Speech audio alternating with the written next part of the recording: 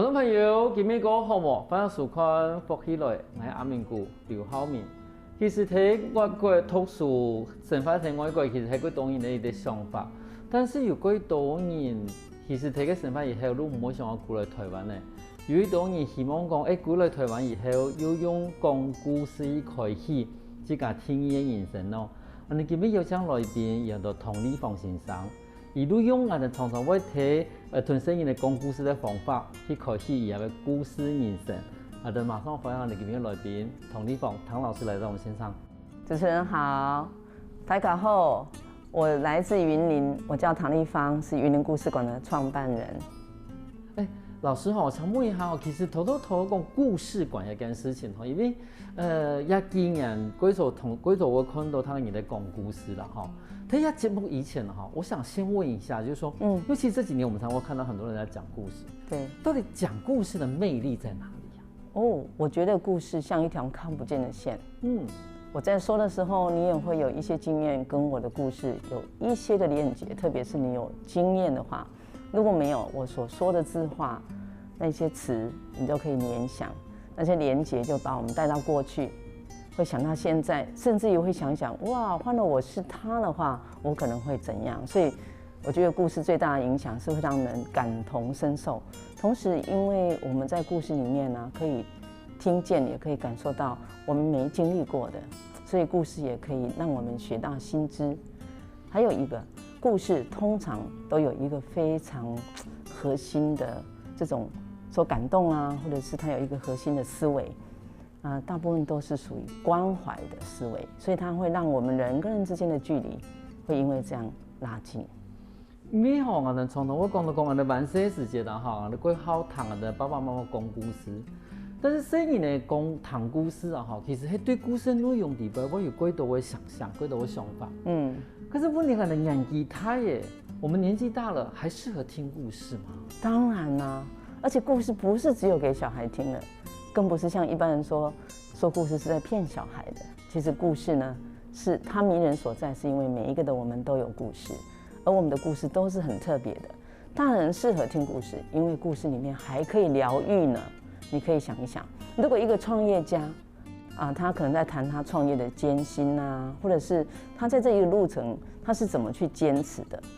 所以也許你是一個創業的年輕朋友，你有可能是已經創業過退休的人，聽到這個故事都會感同身受。所以我覺得故事是有非常多的療癒，在某個層面也在整理我們自己。雖然聽的是別人的故事，但爬梳的是自己的人生。但是我想到講一件事情嚟講，剛才嚟講嘅意思講，是咪要有啲很精彩的人生，才可以變成一個故事的一個敘述人呢？哦，你的意思是說，等一下，假如說我就是一個，譬如說我就是一個家庭主婦，我覺得我的生活就是如此的平淡的話，我是不是就沒有辦法做一個好的故事的分享者？哦，才不會呢。其實大家以為歐巴桑的日子很平淡無奇，但你知道嗎？好，比如說我們在這個敘說這個日常生活裡頭，也有一些非常可愛的，而且很有可能它有小小的啟發。我舉一個例子，如果小孩問你說，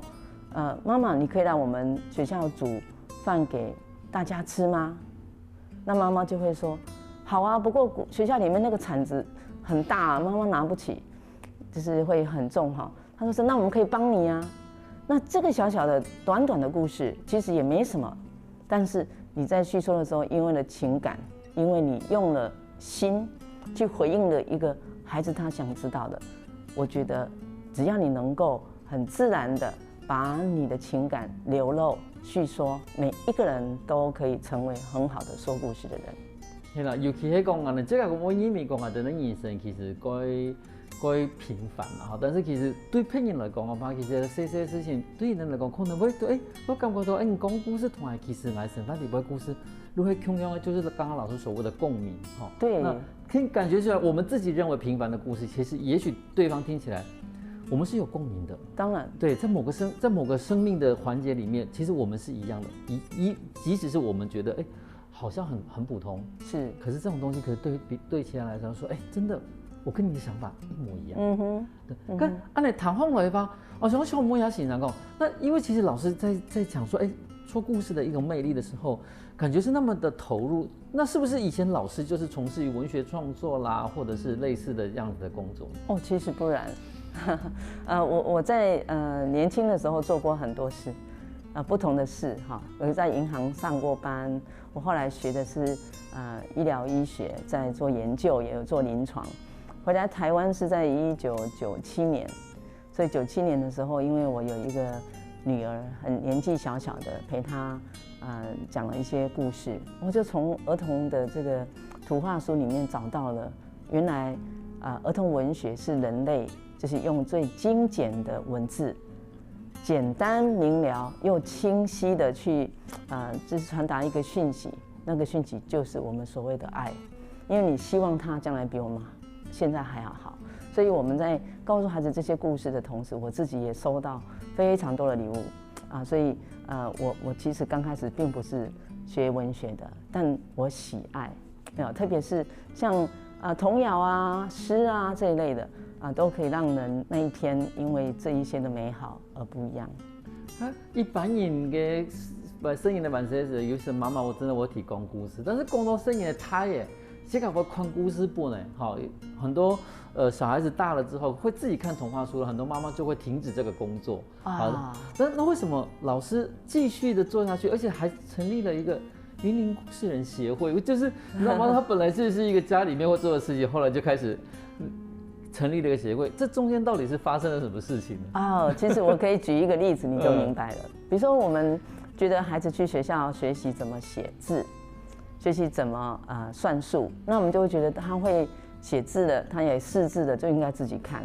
但事实上，他可能看得懂那个字，他不一定了解那个意思。就像数学，他知道2乘2等于4，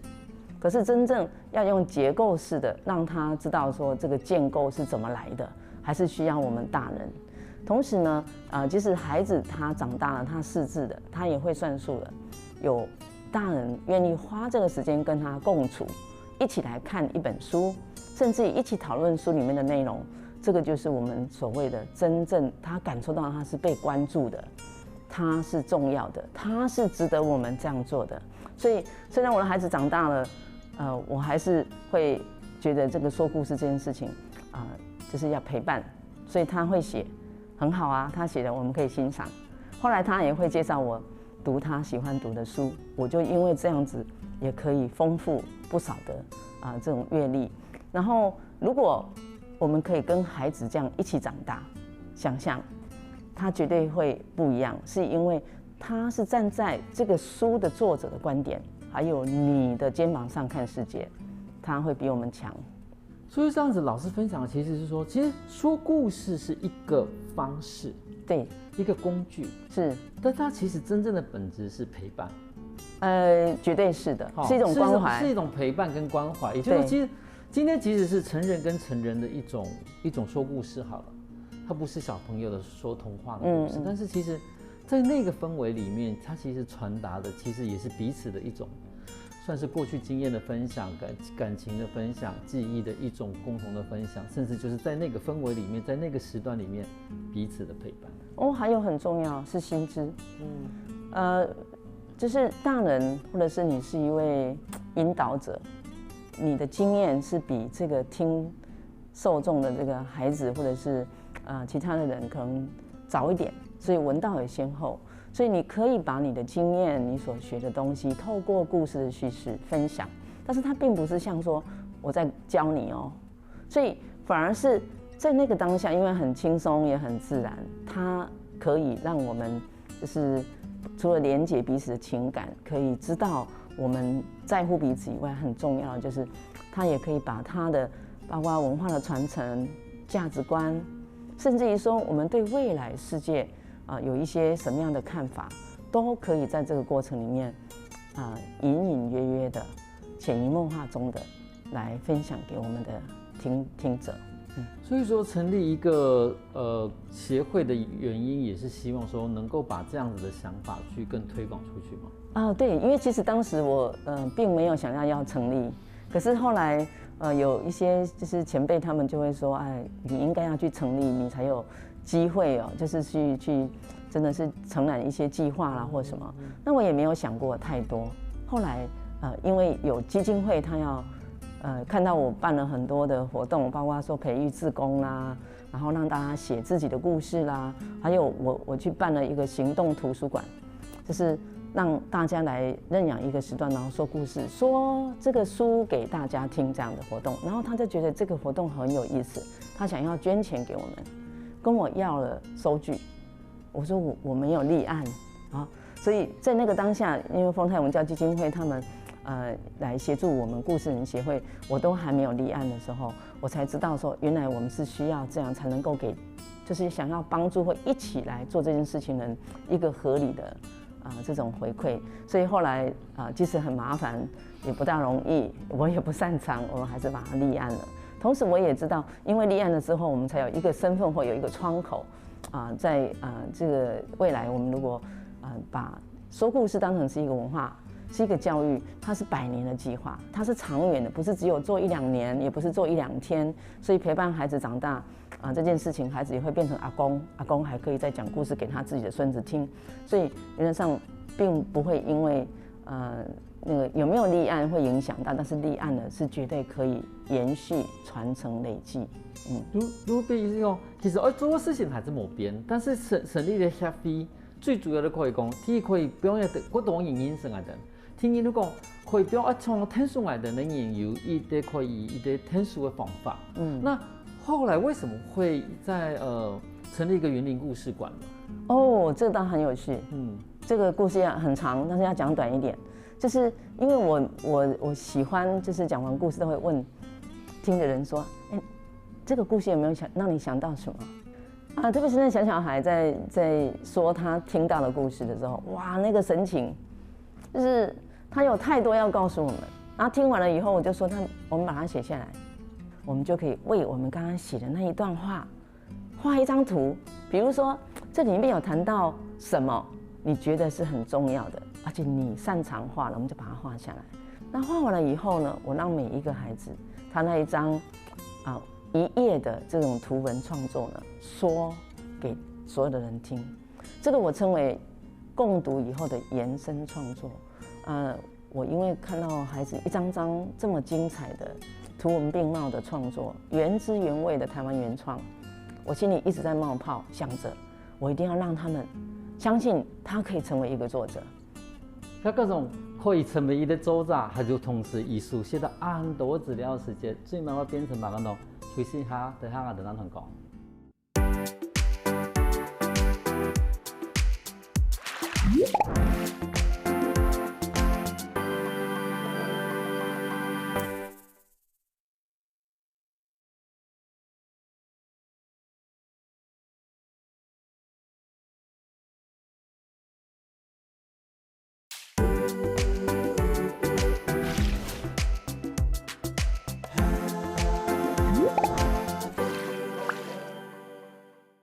所以个节目，我哋來自園林嘅同地方唐老師同我哋分享過，以前我對屯生人嘅講故事，慢慢地成立一個故事人嘅協會，最慢應用嘅8月度睇小學屯生人嘅講故事，喺一個下放了以後，把這個東西去整理到變成哪個東西，我哋繼續談下去。那之後呢，你把那些小朋友的那個故事啦，然後他們所畫的那些圖，你覺得說，這些東西都好有意思啊。後來你怎麼去算是把這些東西整理完，然後放到哪裡嗎？是我就帶着到處去說給別人聽，說給其他小孩聽。那我記得其中有一個小女生，她才9歲，我問她將來長大她想要做什麼，她說她想要當總統。那我就問她第2個問題，如果你要當總統，你會當什麼樣的總統？她說當然是要幫助人的總統。那你怎麼辦到呢？她就說我要讀很多的書，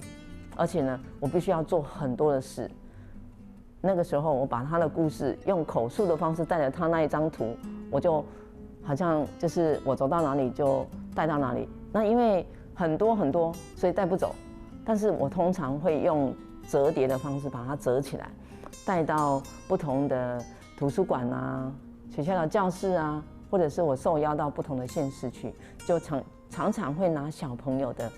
或者是大人們他這樣共讀以後。所延伸的創作，因為我相信每个人都可以写故事，也每个人都有故事说。好，那后来怎么所谓的？因为其实我们知道说，后来你有在云林故事馆嘛，对。那当初进驻的原因是什么？是因为我就打了电话去给云林县政府，问说他们有没有那种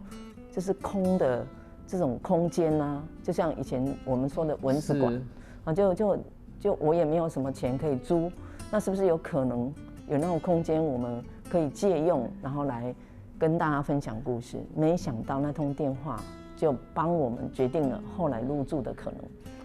我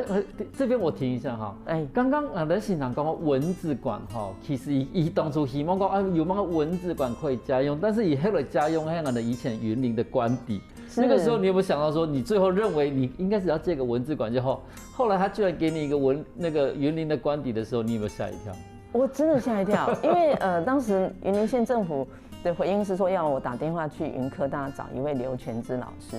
那我打电话去跟他请益的时候，他就说有啊，我们云林有一个故事馆在虎尾正在整修中，那是以前的郡守的家这样。那他就提议说，也许找个时间带我去看，可他太忙也忘了啊，我也忘了留电话给他，所以后来是我自己搭了这个公共汽车去到那个虎尾镇，那时候正在整修，墙还蛮高的围起来，根本看不见里面，所以我就翻墙过去。天哪！我看到以后，我简直不敢相信，太美了。它是一个块木做的日式房子。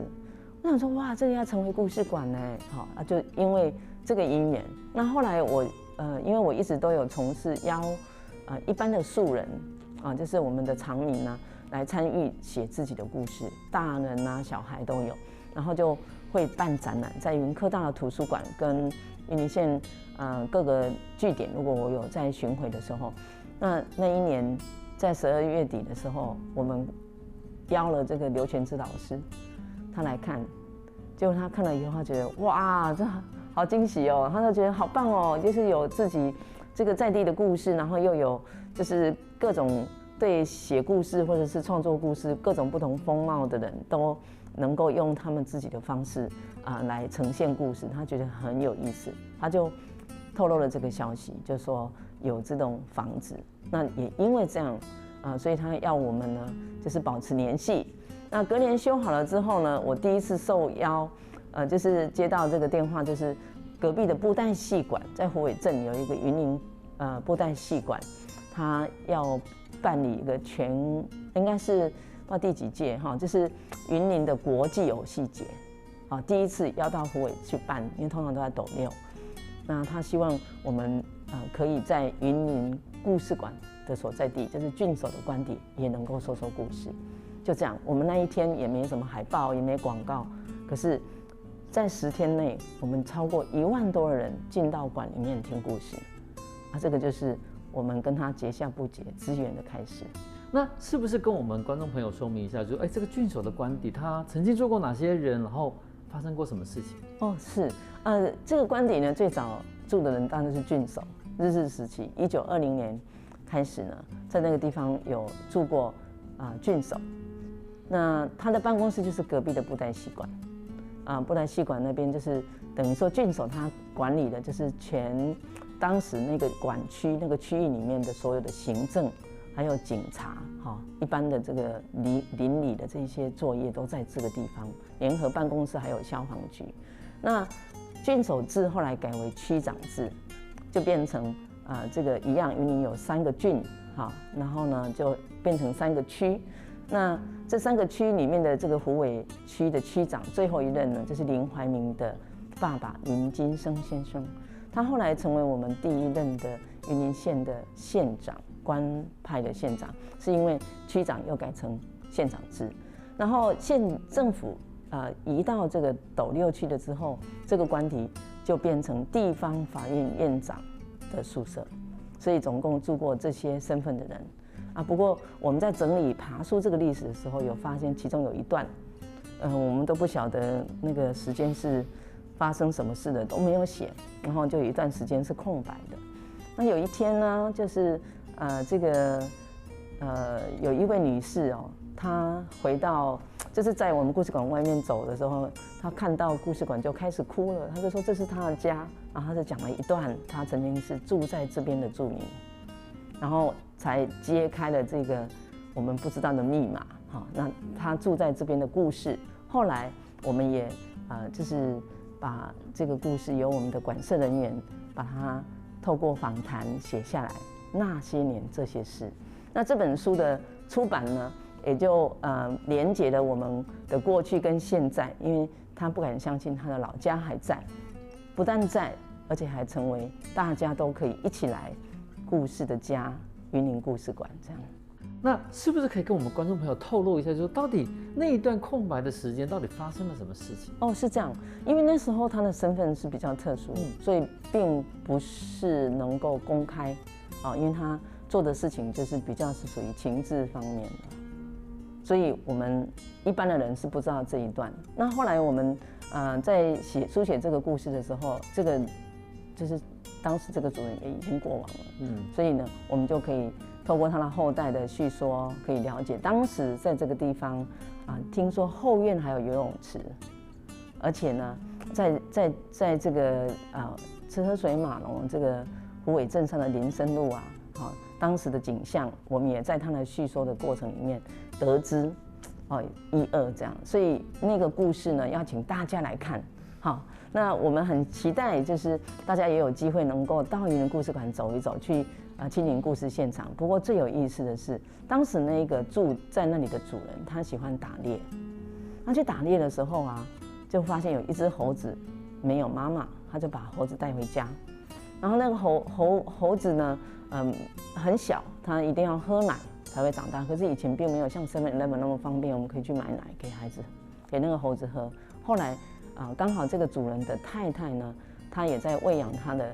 小儿子，就这样她把那个猴子透过就是分一些奶给他，也把他养大，他们就称他为猴小弟。那这只猴子事实上是住在我们故事馆玄关前面的那一棵芒果树上。那这一段的故事呢，当然就今天要讲会很长，所以我希望大家有时间到故事馆来，我们可以说给大家听，或者是你可以来看看这一本书。就真是好谈的故事其实讲一团如何，真是爱谈到完整的故事的话，一天都我在云林故事馆去谈，因为先从去谈人讲当天的故事，其实是最有味道的。那这部分我想请问一下，就是说，那后来老师成立了协会，然后也进驻了云林故事馆之后，那对云林故事馆它的功能吧，有什么样的期许，或者说你们当初的一个计划是怎么样？我其实想还蛮单纯的，就希望说故事这件事情可以成为常民文化。所以首先我们必须要培育会听故事的人。听故事并不是听一听就这样，就是要能够听到故事里面这些细节，或者是故事里面的精髓，我们称为核心的价值所在，它是需要经过一些讨论所以我们刚开始是说故事给孩子听，所以孩子开始练习怎么听故事，然后我们跟他讨论他听到了什么，他在告诉我们。这个过程里面，包括大人，我们都学会怎么去用更精准的字，如何去把这一个核心的思维呢去整理，你怎么铺陈，然后就慢慢会进入到说故事。因为你听久了就会说，然后呢，我们听说之间就会写，也会读，所以听说读写就是这样来的。安尼来的，咁等于你讲，其实我哋有时谈故事的时候，一谈伊，你记唔得的。但是有的我告诉讲，你这个可以把你的故事变成一个过一段的记的，安尼把你至少可以记得故事的重点在哪，而且你要记得这些故事的重点之后，你才可能去跟人家分享这样的事情。所以说，其实听故事，如何把故事记忆，如何把故事的精髓浓缩起来，其实是一种。也是需要练习的。当然，那就是你如何去诠释一个故事，然后不会把故事说走样了，也不会扭曲故事它最主要的核心。然后在这个过程里面，要让人家就是可以具体的感受到你的情感，你对这件事情的观点，以及他自己也可以参与其中。这个就是听。那至于说，就是因为你常常听了，你有感觉了，你又可以提出你的看法这个过程里面，你就会透过沟通口语这样的方式呢，去来讲。那这样呢，常常的练习。那我们当然有培训课程，就是说故事给孩子听，是训练他们听。我们要有孩子或听故事的人，那说故事人才有事做。所以我们也培育了说故事的志工。就是讲，其实我们讲谈故事，看好了迄个几简单的事情，其实也好比以几多几优惠的创作大家。休息下我等下我哋咪有几多个精彩故事哦。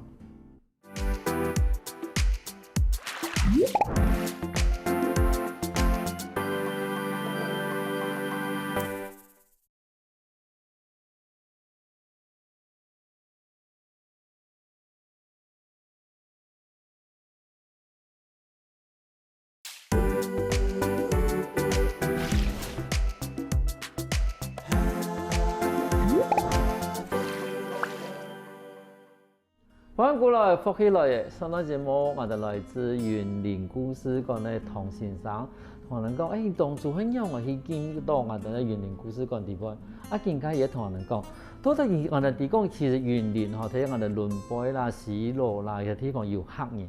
咁嘅云林故事馆有我哋客人嘅基本哦。老师，云林故事馆里面有没有客家文化的绘本啊？哦，有，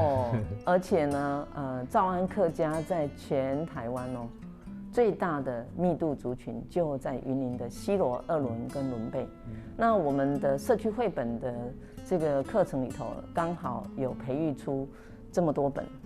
应该还有更多的。但是举几本就是比较典型的客家的这个兆安客家的故事。一本是张古料皮，我们都知道双料。那这个双料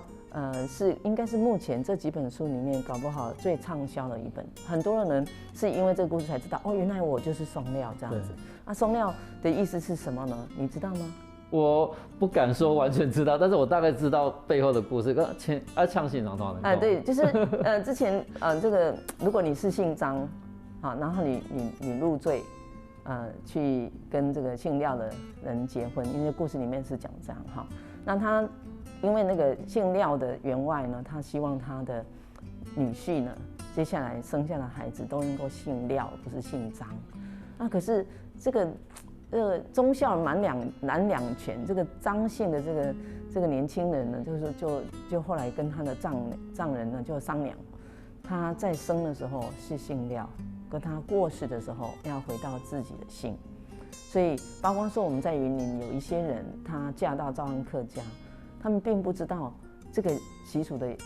原因，就是有一次他们去参加丧礼，才发现，这是不是姓写错了？他明明就姓廖，怎么会写张呢？原来就是有这段的典故。那也因为这个原因呢，有很多的人大概不知道，就是说这样的传统呢，在全世界目前就是只有台湾还在谨守的这样的传统，就在我们云林的兆安客家族群。我们故事馆有一位员工他是双料的，他跟他先生结婚的时候，他就跟他先生谈好，将来孩子其中有一个要跟他的姓，那我们才知道，哇，这真是很有意思的哈。这是其中一本。第二本Chickam 这个港尾的武术传奇讲阿前塞来到我们云林，在西螺，然后二仑跟仑贝一带，他们有做这个武术的这个传习。那在二仑乡、西螺还有这个仑贝呢，他们都有这个武术，但是仑贝乡他们是比较积极的，他们有步击拳所以在兆安客家他们的这个积极性就是他们每一年都有一些节庆，就会有舞狮，然后呢也会有这个步击拳。那这个舞狮呢，大家知道说我们都有那个伽马腮，就是它嘴巴是圆的，因为我们一般看到的狮子都是圆的，但是这个看一下这个开口狮，它有一个传说故事这个传说故事就在谈说那个这个早期的这个王宫里面，他们有人做了梦，就皇帝做了梦他是梦见了他有一个这样的，然后这个连结呢，就是谁也能够去找到有这样可以让这一段的传奇就是让他的母后或是怎么样开心的话，那他们家就这个就被认为是重要的那这个当时就是因为这样，我已经有点不记得。但是这一个开口诗的这个传承呢，在诏安客家是非常非常重要，也是很彰显的一段。那丢泥呢这本书这个读丢泥是就是因为诏安客家跟闽南话很像哈，那就是他们在那个部落里头就有几个社群，那这8个社群他们会轮流，每一年都会做一个比较大的热闹，不是每一年哦，它是轮几年一次。那大年的初5，他们就会有一些就是要巡绕境到各个村落里面去做平安啊，好，那也在晚上的时间会有一个攻炮城，那个攻炮城很有意思哦，我刚好因为这本书出版了之后，我们会去走读，那到了这个社区的时候呢，他们就有你可以拿一炷香点了以后，他做了那个炮城。有一个盒子，中间有一个洞，那看起来就很像一个城，所以如果你去参加攻炮城的那个香，如果投进去那个盒子里头，然后它就会点燃这个鞭炮，炸开的时候你就有奖了，可以得到脚踏车或电视机。来自台湾各地的好汉那天晚上都会聚集啊，那这是一个非常特别的。不过现在当然因为现在的时代不大一样了哈，所以是不是都能够这么盛大的，这个也是要让更多的人了解，所以我们可以再慎重追源一下。那还有这个不能说的秘密，不能说的秘密这本书呢，在谈的是早期先民他们都有一些械斗的情形。那据说在当地呢，在伦贝那里有一些的这个人们，他们是躲在这个沟里面，然后后来呢，就是他们死了以后，就是这些骨头或者是什么都在那条溪流，然后有一具尸体呢，它是漂流的，没有人认养的。那在当地有一个姓钟的这样的一个宗亲呢，他就看到以后就帮他收尸，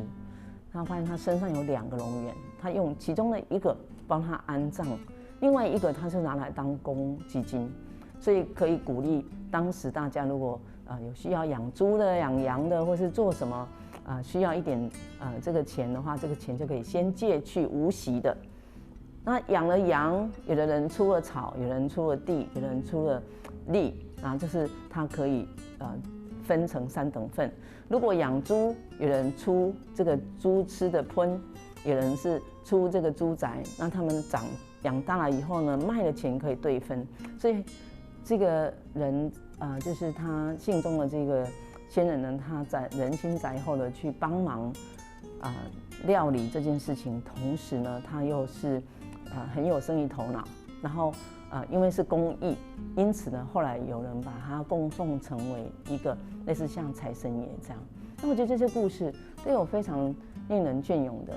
那种意涵在里头。对头都清查按你讲的时间，我都发现到讲，其实从某个角度来看，其实有些东西是很生硬的譬如说历史，譬如说传统的记忆，对，譬如说过年的习俗，对，它假如只是个单纯文字在描述的时候，它是一个很生硬的东西，可是当它变成个绘本，透过老师这样子的一个诉说的时候，其实有些东西，我只能说，老师，您今年的元宵节一定要到我们6堆来玩。好，因为您刚刚说的攻炮城、客家诗，我们都还有。是，对，所以说就变得哇，我说后来会回想起，哇，真的是在西螺、在云林，其实跟我们南部的那个习俗是那么的接近。是啊，而且假如说你只是看着一种用私下烘来的东西，是我干嘛一路的描述而已，但是变成飞本，由你来讲的时间，你发现哇，那东西。就像活着，对，就像活着的一样展现在我面前。原来说这些看起来很生硬的东西，其实是那么的可爱。而且我要告诉你我们故事馆呢，这些年来我们还把它发展成为转译成为布袋戏、戏剧还有动画。那就像这本书，它的转译就是透过一位非常年纪非常大的一个阿嬷，她叫招致阿嬷。那她透过她的画记，把她在长大的过程，台湾的样子全部记录下来。然后，因为他透过这样的一个方式呢，我们在说故事用拉洋片，就有点像看电影。那现在我要跟大家分享其中的1、2页。这本书叫做《招致阿嬷够恭维》啊，我翻一下这个页。这一页呢，大家也许不陌生，就是蛮民哈。那要来跟大家说这个蛮民的故事，就是除了结婚前女人都要蛮民以外，现在年轻人听说也要让自己的皮毛就是稍微这样子整理以后就会很细致哈啊，也是一种时尚。当年就是每一个女士几乎都有蛮民。那透过招致阿嬷她的图文呢，让我们可以感受到这样的一个温度，就是她送这一份礼物给未来。那还有一个哈，可能大家也许有更多的人不知道，就是有这样的一种风俗。你有看过闹洞房是这样的吗？没有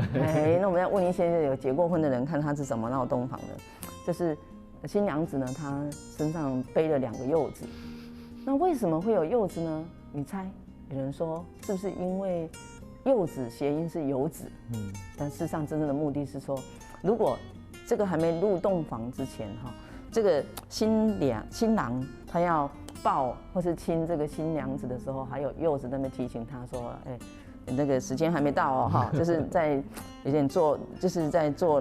闹他们这样子。可是事实上，这一个习俗在我们台湾应该不常见。那老人家用这个方式，他也在告诉我们，他的生活文化里面有一些非常细致的、有趣的方式呢，来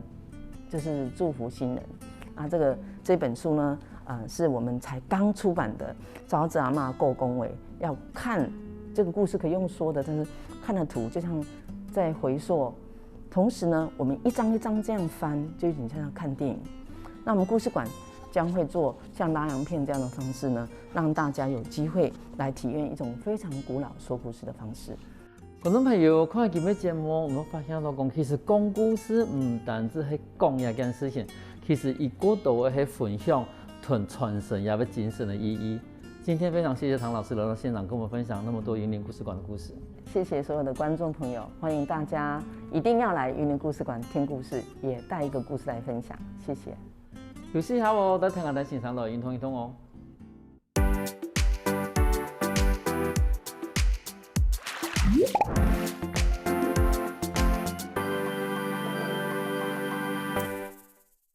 我跟福起來嘅觀眾朋友，記得去我哋面書網站，還有到我哋客家電視台 YouTube 把我哋影片分享出去哦。